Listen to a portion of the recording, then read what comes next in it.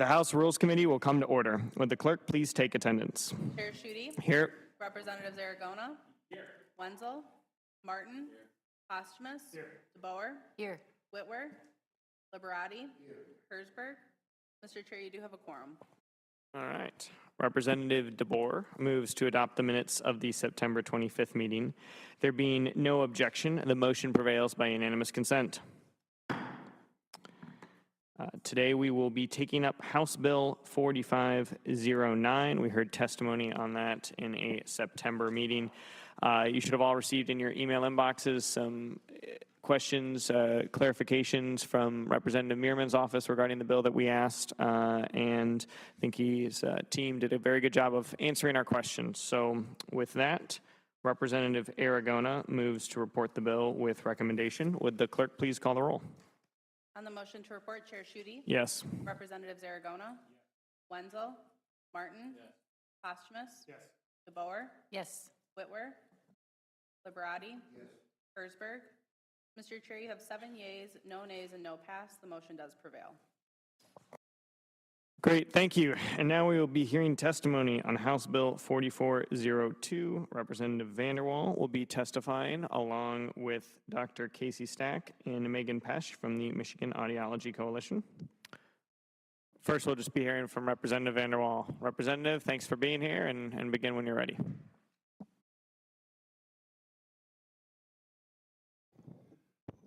Good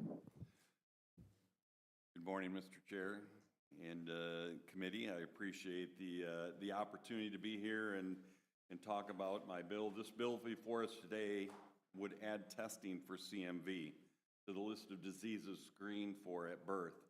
CMV affects 1 out of every 150 babies born, and about 1/5 of those develop lifelong health problems. CMV is a major cause of hearing loss, vision loss, intellectual disability, impaired motor function, and seizures. More people will have disabilities due to CMV than Down syndrome, fetal alcohol syndrome, spina bifida, and pediatric HIV. The most pressing part about CMV is that 90% of the children born with it appear to be healthy at birth. Many of the symptoms don't start to appear for several years, making it hard to diagnose early unless specifically tested for. Across the U.S., there is no standard of care or routine protocols regarding screening newborns for CMV at birth, but it can be tested through saliva, urine, or blood using a basic PCR test. If caught, however, it can be treated, with most effective results happening if it is in a baby and it is treated before they are a month old. Simply put, we can save lives by testing our kids for this dangerous virus.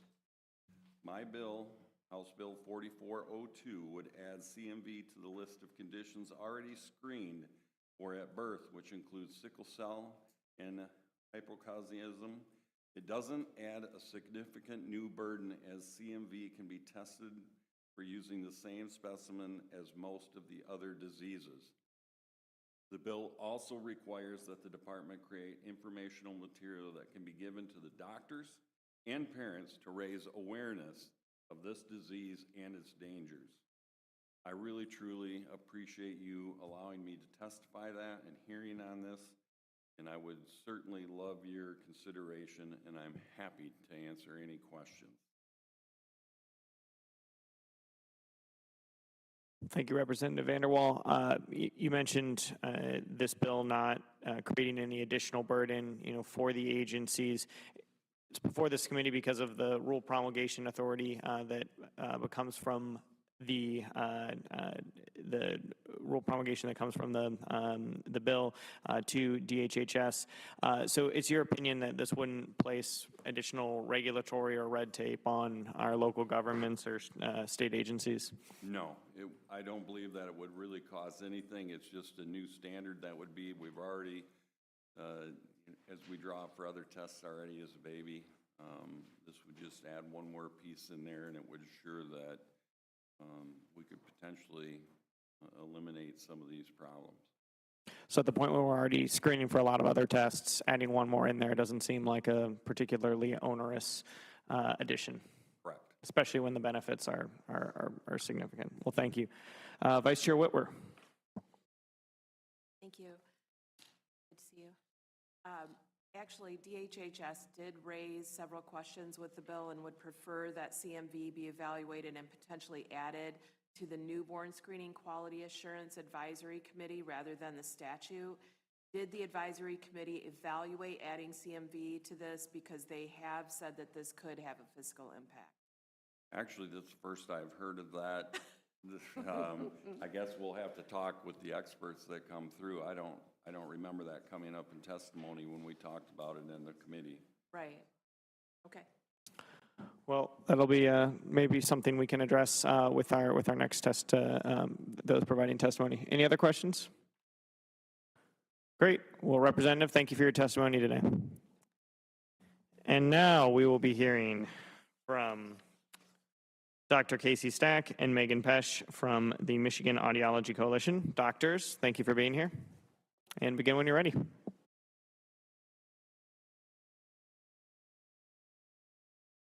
Hi, good morning. Good morning, Chair Schutte and the committee members. My name is Dr. Casey Stack. I am an audiologist and here to voice my support for House Bill 4402. I've been a practicing clinical audiologist for 35 years and currently work at a large medical health center in Ann Arbor. I'm here on behalf of the Michigan Audiology Coalition, for which I'm the legislative chair, which represents licensed audiologists across the state. CMV is a common virus of the herpes family that infects people of all ages. In fact, most people will be infected with CMV during their lifetime with symptoms similar to a common cold. This disease, if contracted during pregnancy, can have devastating effects on infants. It can cause hearing loss, intellectual disabilities, vision loss, impaired motor function, and seizures, among other symptoms. In fact, CMV is the most common cause of non-hereditary hearing loss in children. Unfortunately, most women of childbearing age have not heard of CMV, as Representative VanderWall indicated, nor do healthcare providers that work with young children routinely screen for it. Further escalating the alarm of this disease is nearly 90% infants born with CMV appear completely healthy at birth. Thus, we're asking for universal screening. If screened at birth, preferably within the 21 days of life, these infants could be provided treatment that may prevent the further progression, lessen the severity, or even reverse the course of some of the symptoms. I want to thank you for the opportunity to testify, and I will hope you will support this bill, and I will turn it over to Dr. Megan Pesch. Thank you. Good morning. My name is Dr. Megan Pesch. I'm a developmental and behavioral pediatrician at the University of Michigan. I'm also the executive director of the National CMV Foundation. At the University of Michigan, I run our congenital CMV developmental follow-up clinic. I started that clinic 7 years ago after my own daughter was born with congenital CMV. I've had excellent medical training, if I do say so myself, and I was not trained about congenital CMV. Even our best doctors are not in this country, and that's why we need this bill. Congenital CMV can happen to anybody, and the effects can be devastating. Not all the time. Many kids do great, but the problem is we don't know who's going to do great and who's going to develop symptoms at birth. Diagnosing these babies early gives us the opportunity to give some antiviral treatment, those who qualify, those who are more severe or who have hearing loss. And for those who do not yet have hearing loss, we can monitor and make sure if it comes up, we get them the best treatment possible. I'm happy to answer any questions, and thank you for hearing us today.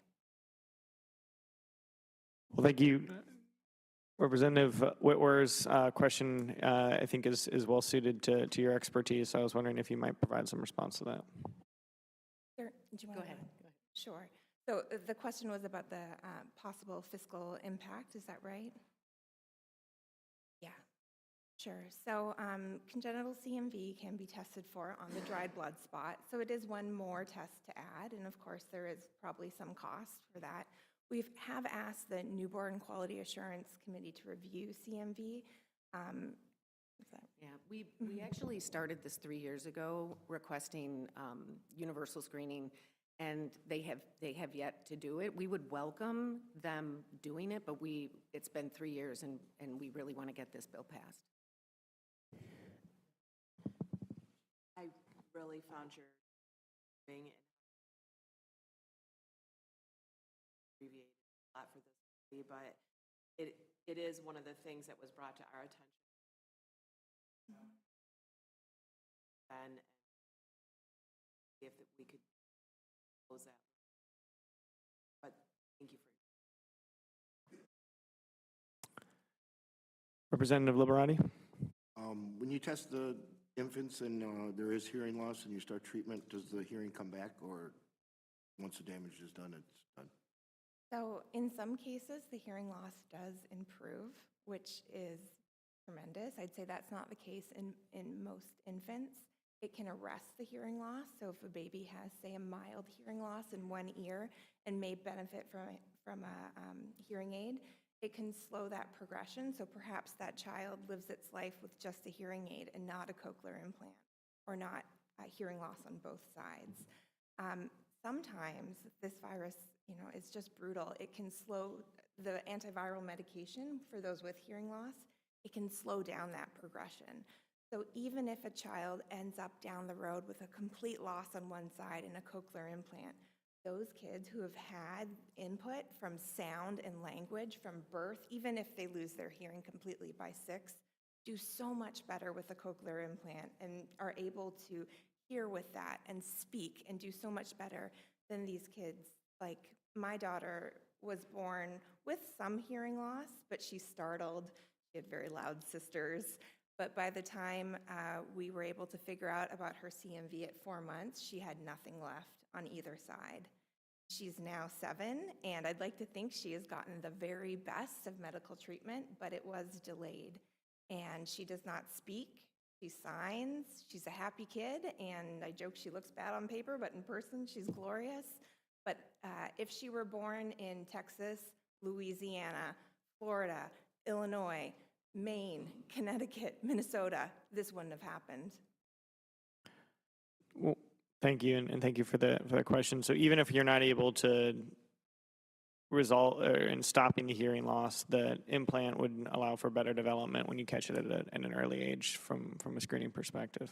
Yeah, that's right. And many infants don't have hearing loss at birth and may never go on to develop hearing loss, but we don't know who Until those you know, are. yeah.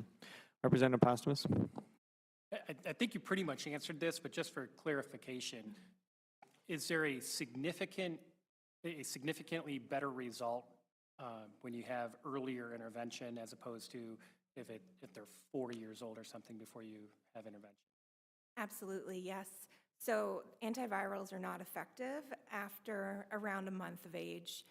There have been some recent studies that have shown that even if you start at 3 or 4 months, it's not effective. The damage is already done.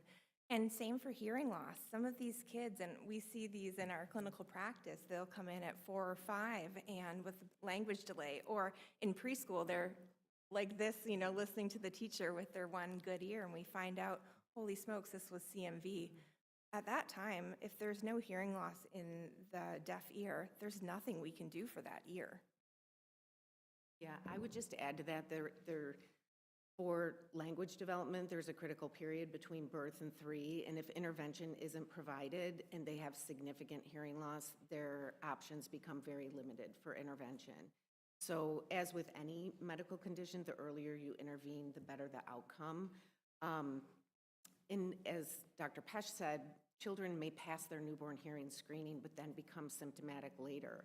And they don't have the language to say, I'm not hearing well out of one or both ears. And often parents might go to their pediatrician and say, I think my child can't hear. And despite the fact that it's 2025, I still have patients coming into my clinic where they've expressed concerns to their pediatrician, and their pediatrician said, don't worry about it. And then it delays intervention even further. Thank you. Representative DeBoer?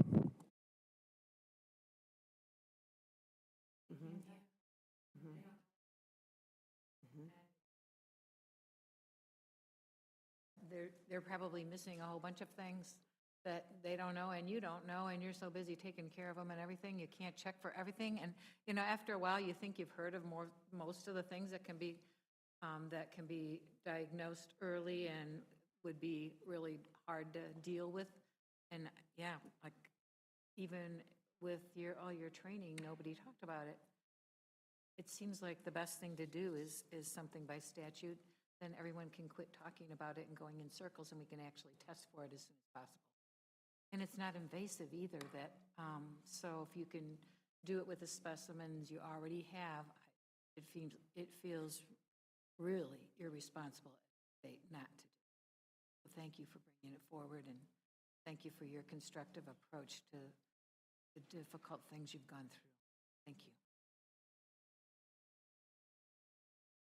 Thank you, Representative DeBoer. And any other questions, members of the committee? All right.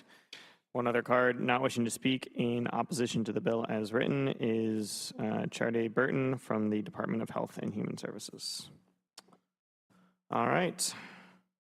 Representative Martin, with his custom-made hard hat for the fourth floor, moves to excuse absent members. There being no objection, the motion prevails by unanimous consent, and there being no further business before the committee will stand adjourned.